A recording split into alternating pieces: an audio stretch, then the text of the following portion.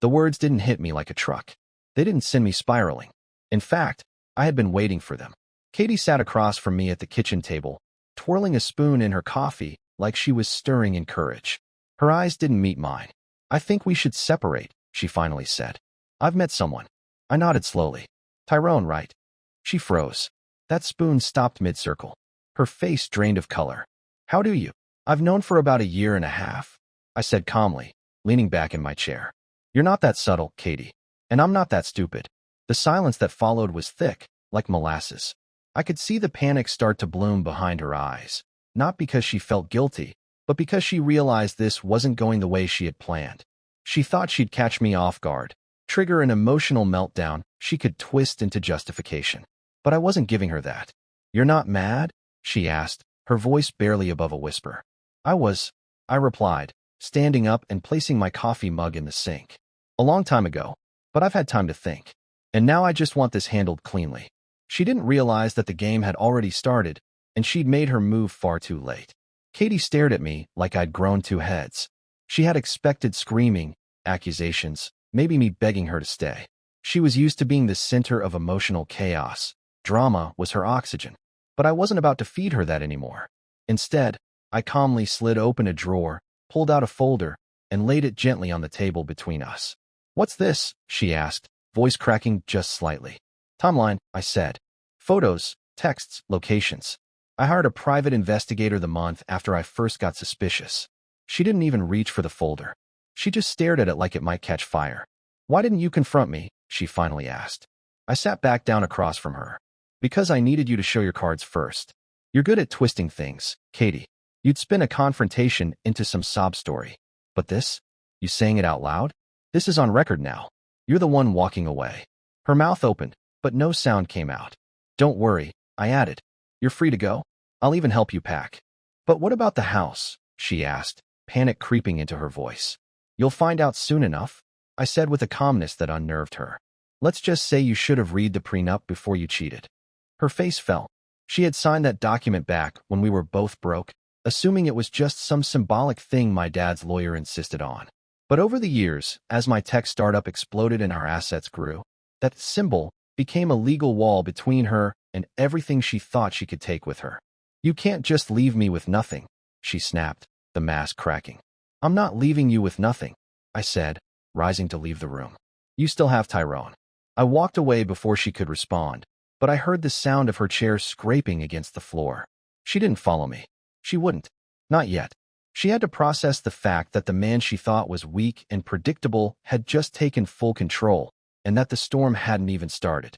That night, while Katie sulked in the guest room and texted furiously, probably Tyrone, I was resetting the board.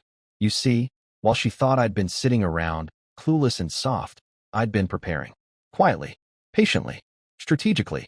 Because if she was going to burn down our life together for a fling, I was going to make sure the ashes didn't land on me. First step, finances. I logged into our joint accounts and calmly moved my portion into new, private ones I had already set up weeks ago. The joint credit cards? Closed. Savings accounts? Split per the prenup, right down the middle, with ironclad documentation proving my contributions. I've been consulting with Alex, my lawyer and college roommate, for months. Every financial move I made was legally sound and time-stamped. Katie had no clue how deeply I had protected myself. She didn't know I'd already transferred ownership of my company shares to a holding trust with clauses that made it untouchable in divorce. She didn't know the house, while jointly titled, was paid for entirely from my premarital assets, documented to the last cent. She didn't know I'd frozen the equity line of credit to prevent any last-minute shopping sprees. And perhaps most satisfying of all, she didn't know she was being watched. Not in a creepy way. But the same PI who had tracked her for months had also documented her spending, her movements, and yes, even the moments Tyrone was staying overnight in my house. In my bed. That security camera she once laughed at in the garage. It caught him carrying in a duffel bag at 2 a.m. and walking out shirtless at 6. I printed the footage, time-stamped and watermarked, and placed it in an envelope marked for court use only.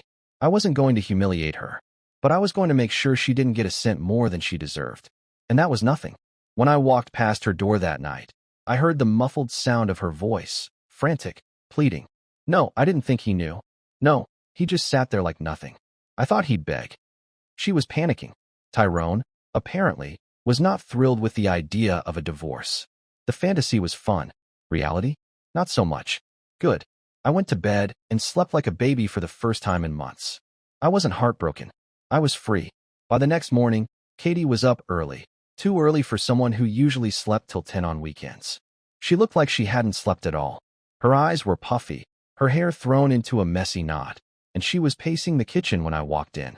I think we need to talk, she started. I think we already did, I replied, pouring my coffee. Her mouth tightened. This is still my house too, Chad. It won't be for long, I said without looking at her. You'll be receiving a formal notice this week. Until then, you're welcome to stay in the guest room. But I'd recommend you start packing. I could see the rage boiling just under her skin. She wanted me to snap, to fight, to argue. Anything that would give her control of the narrative. But I stayed ice cold. And it was driving her crazy. You're being cruel, she hissed. No, I said slowly. I'm being precise. You broke your vows, Katie. I'm just cleaning up the mess. She stormed out of the room and slammed the door behind her. I heard drawers opening and the sound of something crashing. Probably one of the cheap vases she insisted on buying to make the house look Instagram-worthy. I let her have her tantrum. Meanwhile, I made a quiet call to Alex, my lawyer. She's rattled, I told him. I want to move forward with the eviction motion. Fast. Alex was already on it. Based on the prenup and the evidence, we've got grounds. I'll file first thing Monday. She'll be served by midweek. I hung up and looked around the living room. This house used to feel like a home. Now it felt like a waiting room. Something to pass through on the way to the next phase of life. I'd already found a temporary place to move into. A clean, quiet apartment with no memories, no lipstick-stained glasses in the dishwasher, no phantom perfume on the pillows.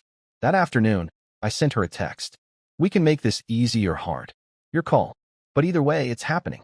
You're free to be with Tyrone now. That's what you wanted, right? She didn't reply. Instead, 2 hours later, I saw her car peel out of the driveway, tires screeching. She was running. To him, I assumed. And maybe she thought she was escaping the consequences. But I wasn't chasing her. I was already 10 steps ahead. 3 days later, the sheriff's deputy handed Katie a manila envelope while she was watering the front garden, one of her rare attempts at pretending to be the doting suburban wife. Her face paled the moment she saw the court seal. She stormed back into the house, envelope clenched in her hand like it had personally insulted her. You're evicting me, she shouted, voice shrill and cracking. No, I said, not even looking up from my laptop. The court is, based on the prenup you signed, your affair, and the fact that I bought this house before we were married. This is my life too, she cried. You should have thought about that before bringing Tyrone into it. It wasn't just the house. The documents outlined a formal divorce filing, a division of assets per the prenup, which left her with barely enough to rent a decent one-bedroom, and a cease and desist order against any attempt to withdraw funds from my business. Katie was used to winning arguments with emotional manipulation. But courtrooms don't care about crocodile tears. They care about paperwork, timestamps, evidence, and I had it all. Later that evening, as she sat slumped on the couch in silence, her phone buzzed. I glanced over just in time to see the name Tyrone flash across the screen. Her hand trembled as she picked it up. No, I'm still here. Yeah, he served me. No, I didn't know he could do that. What do you mean we need to slow down? Oh, there it was. Tyrone wasn't in it for the long haul. He liked the thrill of the forbidden, not the responsibilities of playing house with a woman who just lost hers. I bet he hadn't planned on being her safety net when she burned her bridge. When she hung up, she didn't say a word to me, just got up and went to bed, dragging her feet like someone walking to the gallows. I almost pitied her. Almost. But then I remembered all the nights I'd lain awake, wondering why my wife was suddenly cold, why she had work late, why she smelled like a cologne I didn't own. I remembered sitting in my car outside her gym while Tyrone kissed her in the parking lot, thinking she was invisible in the shadows. No, she earned this. The next morning, I left a note on the counter. Please be out by Friday. Movers are coming Saturday at 9 a.m. Anything still here by then goes to donation. She never replied. Friday morning came, and Katie was still there, barely. Most of her things were packed in an ugly heap near the door. Suitcases, boxes labeled in her lazy handwriting, a half-broken mirror leaning against the wall. She didn't look at me as I came downstairs, just kept scrolling aimlessly on her phone, probably hoping for a miracle. Well, I had one last thing for her. Mail came for you, I said, dropping a plain white envelope on the kitchen table beside her cold coffee. She looked up suspiciously. What's this? Another court document. Not quite. Inside the envelope was a single scratch-off lottery ticket and a note written in my neatest handwriting. Here's your golden ticket. You're going to need it to fund your little fairy tale. Good luck. She stared at it, completely dumbfounded. Is this a joke? Nope, I said with a calm smile. It's legit. I bought it yesterday. Checked it this morning. It's a winner. She blinked at me, like her brain couldn't quite process the information. How much? 1,500. Katie's face twisted with confusion and disbelief. Why would you give me that? Because I'm generous, I said. And poetic. I figured it was fitting. Your entire relationship with Tyrone was like playing the lottery. High risk, dumb odds, no plan for the aftermath. Now you've got just enough money to chase another fantasy. She didn't say anything. She couldn't. The truth was, the lottery ticket was more than just money.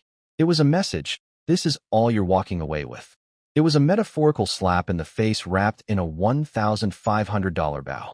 And the look on her face told me it landed exactly how I wanted. I walked out, got in my car, and drove to meet someone far more valuable than anything Katie could have given me. Maria. We met months ago at a friend's engagement party. She was kind, grounded, and wise in a way Katie never was. We'd kept it platonic while I was still in the wreckage of my marriage, but I'd be lying if I said I hadn't thought about her since. That day, over coffee, I told her the truth. The divorce was in motion. Katie was gone, and I was finally free. Maria smiled softly. You look lighter. I felt it too. The movers showed up Saturday morning, right on schedule. Katie was already gone, as requested, but not without one last act of childish defiance. As I walked into what used to be our shared bedroom, I found it trashed. Sheets shredded, dresser drawers yanked out and dumped, picture frames smashed on the floor. The closet doors had been ripped off the tracks, and scrawled across the mirror in lipstick were the words, "You deserve this." It was pitiful, a final temper tantrum from someone who thought she could rewrite the ending of a story she didn't author. I took photos. Every angle, every mess, every broken item. The movers, two older guys with zero patience for drama, shook their heads. She really went full soap opera, huh? One of them muttered. Guess so, I said calmly. But it's all going to cost her. And it did. I forwarded the photos to Alex, and within 2 hours, he had filed a motion citing property destruction and a violation of the court's temporary order. It was a gift, really. Katie had just handed me legal ammunition on a silver platter. By Monday morning, she had a warrant. I wasn't there when she was picked up. I didn't need to be. But a mutual friend told me she had been trying to crash at Tyrone's place. He refused to let her in. Apparently, he'd caught feelings for someone else and decided the whole divorcing your husband for me angle was too messy for his image. So Katie, furious and humiliated, came back to my house one last time. This time, through a broken back window. She trashed the kitchen, sprayed bleach on my clothes, and carved the word liar into the wooden table we bought together 5 years ago. She also, very helpfully, left her phone behind unlocked. I turned it over to the police as evidence, and I made sure to document everything, just like always. When the dust settled, she was charged with trespassing, vandalism, and destruction of property. She cried in court, said I was cold, calculating, emotionally abusive. But the judge didn't buy it. The evidence spoke louder than her theatrics. She walked out of that courtroom with a fine, a record, and an eviction stamp on her name. I walked out with peace, and Maria waiting for me just outside the courthouse doors. About a week after Katie's court appearance, I got a knock on my door that I never expected. It was Tyrone. I opened the door, ready for anything. Defensiveness, bravado, maybe even threats. What I got instead was awkward silence. He stood there like a kid called to the principal's office, hands in his jacket pockets, not making eye contact. Chad, he muttered. Tyrone, I said flatly. You're a little far from whatever gym mirror you usually talk to. He gave a tight smile. I deserve that. You deserve more than that, but I'm a busy man. What do you want? He hesitated, then pulled an envelope out of his coat and handed it to me. What is this? I asked, eyebrows raised. I found out she never told me she was married until, 6 months into what we were doing, he said quickly, almost guiltily. She told me you were separated. I didn't know, man. And when I did, I backed off. I told her to go back to you or figure her stuff out. I never signed up for that. I opened the envelope. Inside was a check, half the lottery winnings. Why? Because I know she didn't earn that. And maybe I'm not a total scumbag, he said, eyes finally meeting mine. Besides, she's been calling me non-stop, showing up at my place, threatening to tell my boss, my girlfriend. She's spiraling. I stared at him for a moment. I didn't thank him, but I nodded. That was enough. He turned to leave, but paused. For what it's worth, man, you didn't deserve what she did. No, I said, but I made sure I didn't pay for it either. When the door clicked shut behind him, I stood there in silence, the check still in hand. Not because I needed the money, it was symbolic now. The universe folding in on itself in the most poetic way. Katie betrayed me for a fantasy. That fantasy just funded my new beginning. Later that evening, I took Maria out to dinner. Not fast food, not drinks and noise, but a quiet table at a local Italian spot where we could talk, really talk. She looked beautiful, elegant without effort, grounded and warm. And when she took my hand across the table and said, "I'm proud of you for how you handled everything," I felt something I hadn't felt in a long time. Seen, valued, safe. I wasn't healing because someone saved me. I was healing because I chose better. A few weeks passed. The divorce was finalized. The house was legally mine again, Katie's name erased from every document like a bad typo. The quiet was intoxicating. I had rediscovered what peace actually felt like. Maria and I spent more time together. No expectations, just long conversations, shared meals, and silence that didn't need to be filled. She never pried, never pushed. She simply existed beside me like she belonged there. And for the first time in years, I wasn't looking over my shoulder. Until one night, when my phone buzzed at 1:13 a.m. "Katie, can we talk?" I stared at the screen. My thumb hovered. I didn't reply. 5 minutes later, "Katie, I made a mistake." I locked the phone and put it face down on the nightstand. An hour later, another message came in. "Katie, I miss you. I miss us." I wasn't thinking clearly. She was unraveling. The court had not been kind to her. The rental she found was tiny and overpriced. Tyrone had cut ties completely. Her social circle, mostly shallow friends who thrived on gossip, turned cold when the scandal stopped being exciting and started being uncomfortable. She was alone now, but that didn't make her my responsibility. The next morning, I went for a run. Just me, my breath, and the sound of shoes hitting pavement. When I came back, Maria was waiting at my place with breakfast, 2 coffees, and a paper bag filled with warm croissants. I told her about the messages. She didn't flinch.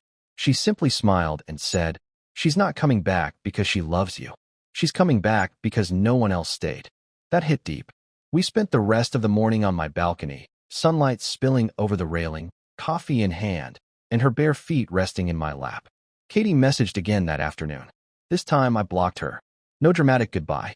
No long speech. Just silence. Because sometimes the loudest revenge is peace. And mine was only beginning.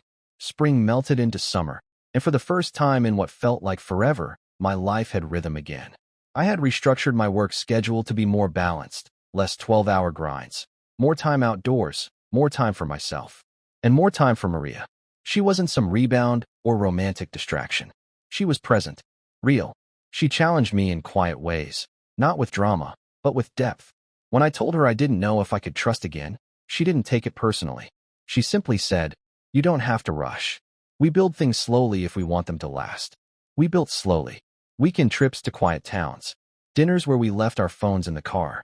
Books traded back and forth with notes scribbled in the margins. I didn't feel like I was performing anymore. I wasn't a provider or protector. I was just Chad. And for the first time in my adult life, that felt like enough. Meanwhile, Katie tried one last Hail Mary through mutual acquaintances. "She's been asking about you," a friend of mine told me over lunch. "Let her ask," I said. "She's not getting any answers." It wasn't bitterness. Not anymore. Just clarity. When someone burns the bridge and then drowns on the other side, it's not your job to throw them a rope. Especially when you already swam to shore and found something better. Then, on a quiet Sunday morning, as Maria and I walked through a farmer's market, she stopped, turned to me, and placed my hand on her belly. I blinked. "Are you saying?" She nodded, eyes glistening. "Twins." I laughed. Not because it was funny, but because it felt unreal. Not long ago, I was planning how to survive the collapse of my marriage. Now, I was planning a nursery with the woman who helped rebuild me from the ground up. I kissed her forehead, held her hand tighter, and whispered, "I've never been more ready." Life has a cruel way of testing you. But if you play your cards right, it also has a beautiful way of rewarding patience. A few months later, I handed the keys to a real estate agent and walked away from the house Katie and I once shared. Not out of pain, but out of closure. That house held too many echoes, too many memories tied to lies. Even after I won it outright in the divorce, it didn't feel like mine anymore. It felt like a monument to a life that no longer existed. Maria and I bought a new home across town. Something smaller, cozier, with a garden in the back and enough sunlight to warm every room. A blank slate, just like us. She insisted I pick the nameplate for the mailbox. I wrote, "The Lawson family," in bold, even though we weren't officially married yet. Maria smiled when she saw it. It feels right. And it did. We painted the nursery together in soft greens and yellows, refusing to look at gender decor even after the ultrasound revealed we were having 2 baby girls. "Let them grow into who they are," Maria said.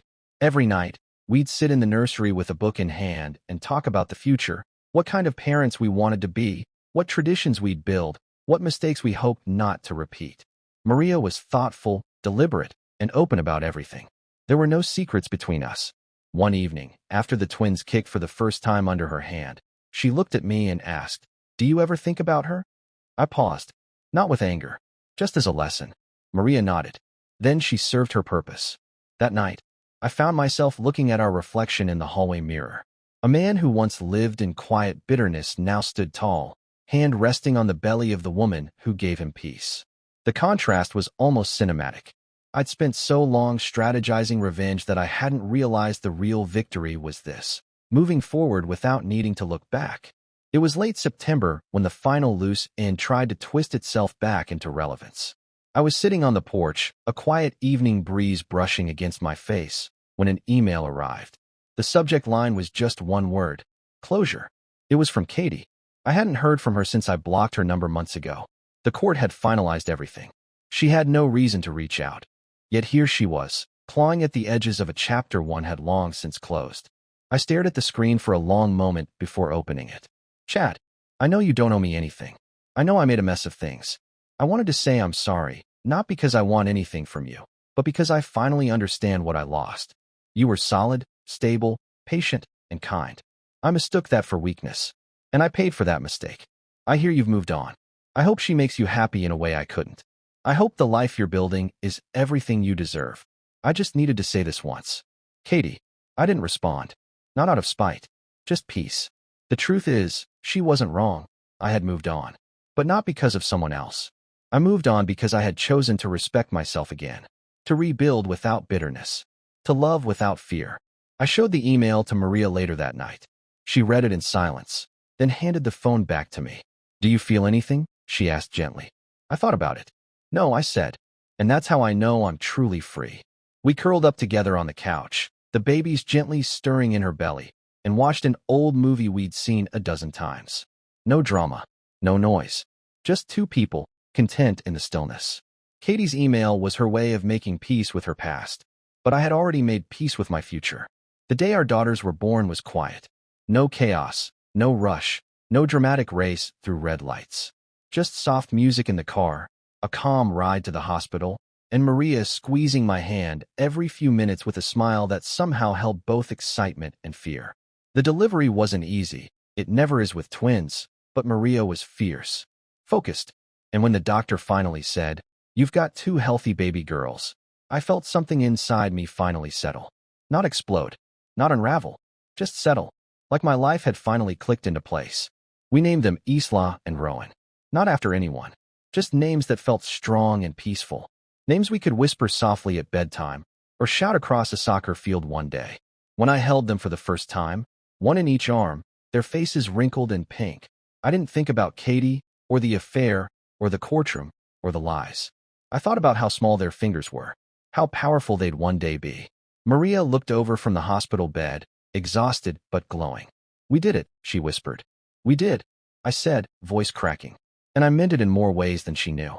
We had built something from scratch. No shortcuts, no masks, no manipulation. Just honesty, time, and choice. In the following weeks, I turned down a speaking offer at a startup convention. I didn't care to stand on a stage and talk about resilience in business when real resilience was happening in my home.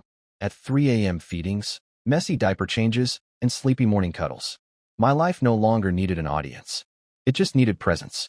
I did keep one thing, though, something I framed and hung in my new home office. That original envelope I gave Katie. The one with the winning lottery ticket and the note that said, "Here's your golden ticket. You're going to need it to fund your little fairy tale." Now, it served as a reminder, not of bitterness, but of how far I'd come. It's been 2 years since Katie walked out of my life. 2 years since I sat across from her at that kitchen table and heard the words, "I've met someone." If you had told me then that I'd end up here, peaceful, fulfilled, the father of 2 beautiful daughters, building a real home with someone who loves me fully, I would have laughed. Maybe cried. Probably both. But here's what life taught me in the aftermath of betrayal. Some endings are necessary. It's easy to mourn the collapse of something familiar, even when it was broken long before it cracked.